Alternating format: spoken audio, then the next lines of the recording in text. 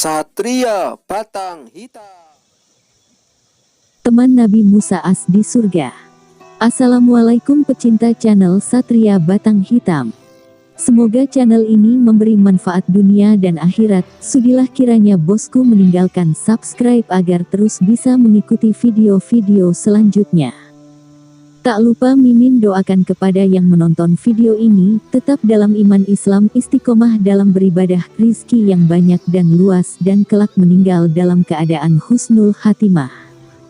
Baiklah, Mimin kali ini akan mengisahkan salah seorang yang menjadi sahabat Nabi Musa AS di surga, padahal beliau tidak tampak dari luar orang yang banyak ibadahnya. Simak kisahnya. Suatu ketika, Nabi Musa AS berdoa, "Ya Allah, tunjukkanlah salah seorang teman dudukku di surga." Maka Allah SWT memerintahkan Nabi Musa untuk datang ke pasar di suatu tempat yang agak jauh.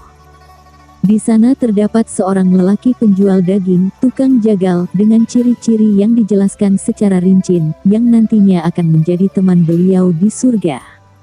Nabi Musa segera menuju pasar itu dan dengan mudah menemukan orang yang dimaksud.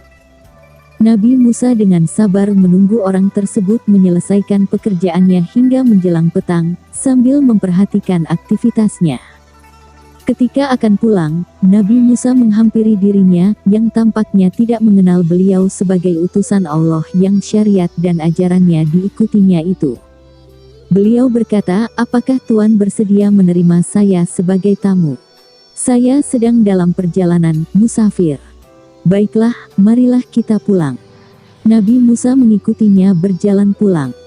Sesampainya di rumah, ia memasak daging yang dibawanya dengan kuah yang sangat lezat dan sebagian disuguhkannya kepada Nabi Musa. Dari sebuah ruangan, lelaki itu mengeluarkan sebuah tempat.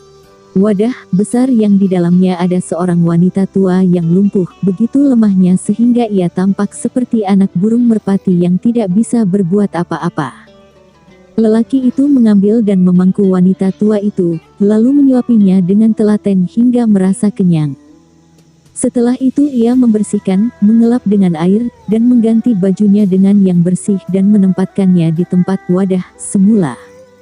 Selanjutnya ia mencuci baju kotor wanita tua itu dan menjemurnya.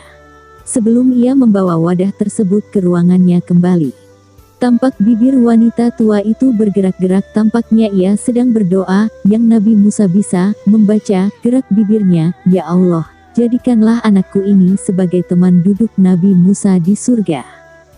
Setelah lelaki itu duduk kembali menghadapi tamunya, Nabi Musa berkata, "Siapakah wanita tua itu?"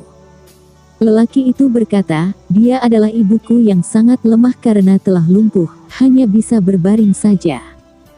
Nabi Musa berkata, "Bergembiralah engkau, aku adalah Musa, dan telah diwahyukan kepadaku bahwa engkau adalah temanku di surga, berkat apa yang engkau lakukan dengan baik kepada ibumu itu."